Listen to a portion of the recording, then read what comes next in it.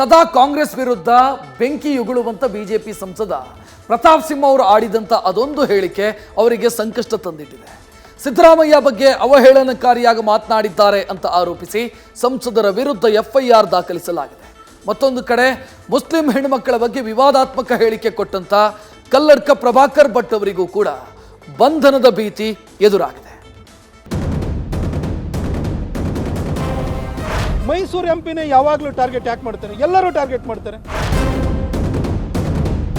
ನಾನು ಇವ್ರ ಥರನೇ ಸೋಮಾರಿ ಸಿದ್ದುನ್ ಥರ ಕುತ್ಕೊಂಡ್ಬಿಟ್ಟು ಕೆಲಸ ಮಾಡ್ದಲೆ ಜನರನ್ನೆಲ್ಲ ಜಾತಿನ ಎತ್ಕಟ್ಕೊಂಡು ಈ ಕೆಲಸ ಮಾಡ್ಕೊಂಡಿರ್ಬೇಕಿತ್ತ? ಕಲ್ಲು ಬಿಸಾಡಿದ್ರೆ ಹಣ್ಣನ್ನು ಕೆಳಗೆ ಹಾಕಕ್ಕೆ ನಾನು ಮಾವಿನ ಮರ ಅಲ್ಲ, ನಾನು ಪ್ರತಾಪ್ ಸಿಂಹ. ಕಲ್ಲು ಬಿಸಾಡಿದ್ರೆ ನಾನು ಕಲ್ಲನ್ನೇ ವಾಪಸ್ ಬಿಸಾಡುವಂಥದ್ದು ಅಥವಾ ಅದಕ್ಕಿಂತ ತೀವ್ರವಾದದ್ದು ಮಾಡ್ತೀನಿ. ಸೋಮಾರಿ ಸಿದ್ದ ಹೇಳಿಕೆಗೆ ಸಂಸದ ಪ್ರತಾಪ್ ಸಿಂಹಗೆ ಸಂಕಷ್ಟ. ಸಂಸದ ಪ್ರತಾಪ್ ಸಿಂಹ ವಿರುದ್ಧ ದಾಖಲಾಯಿತು ಎಫ್ಐಆರ್. ಮೊನ್ನೆ ಹುಣಸೂರಿನಲ್ಲಿ ನಡೆದ ಹನುಮ ಜಯಂತಿ ವೇಳೆ ಸಂಸದ ಪ್ರತಾಪ್ ಸಿಂಹ ಹೇಳಿದ್ದ ಸೋಮಾರಿ ಸಿದ್ದ ಸದ್ಯ ಅವರಿಗೆ ಮುಳುವಾಗಿದೆ. ಸಂಸದನ ಹೇಳಿಕೆ ವಿರುದ್ಧ ಪ್ರತಿಭಟನೆ ನಡೆಸಿ ಆಕ್ರೋಶ ವ್ಯಕ್ತಪಡಿಸಿದ್ದ ಮೈಸೂರು ಜಿಲ್ಲಾ ಕಾಂಗ್ರೆಸ್ ಮುಖಂಡರು ದೇವರಾಜ ಠಾಣೆಯಲ್ಲಿ ದೂರು ದಾಖಲಿಸಿದ್ರು. ದೂರು ದಾಖಲು ಬಳಿಕ ಸಂಸದನ ವಿರುದ್ಧ ಐಪಿಸಿ ಸೆಕ್ಷನ್ 504, 153ರ ಅನ್ವಯ ಎಫ್ಐಆರ್ ದಾಖಲಾಗಿದೆ. ವೈಯಕ್ತಿಕವಾಗಿ ಆ ಪದ ಬಳಸಿಲ್ಲ ಎಂದ ಸಂಸದ ಪ್ರತಾಪ್ ಸಿಂಹ.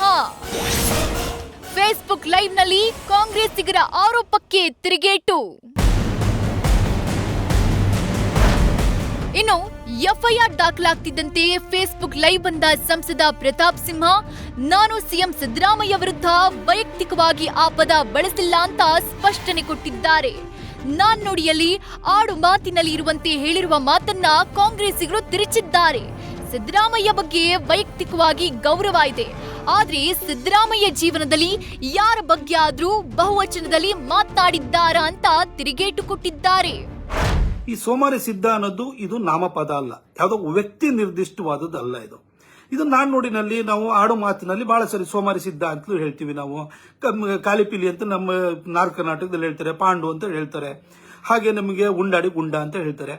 ಆ ತರ ಒಂದು ಪರಿಸ್ಥಿತಿಯನ್ನ ಗುಣವನ್ನ ಸೂಚಿಸುವಂತ ಪದವಾಗಿ ಅಲ್ಲಿ ಬಳಸಿದ್ದೀನಿ ಹೊರತು ನಾನು ವೈಯಕ್ತಿಕವಾಗಿ ಅದನ್ನ ಬಳಸಿರುವಂತದ್ದಲ್ಲ.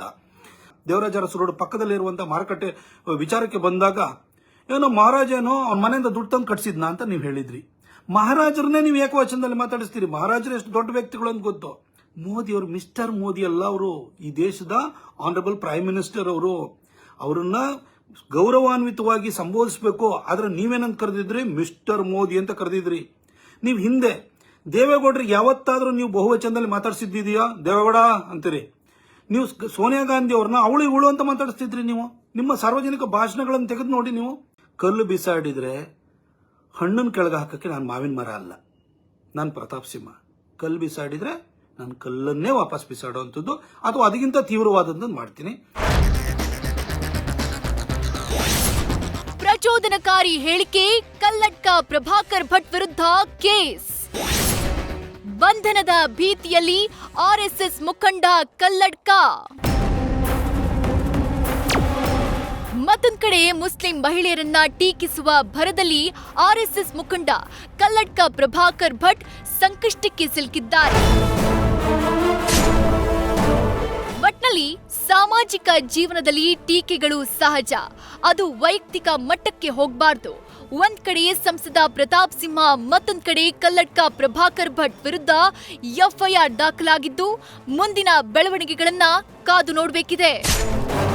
ಮೈಸೂರಿನಿಂದ ರವಿ ಪಾಂಡವಪುರ ಜೊತೆ Nandish, news first, Mandya. News first ನಿರ್ಭೀತಿಯಿಂದ ನಿಮ್ಮ ಪರವಾಗಿ.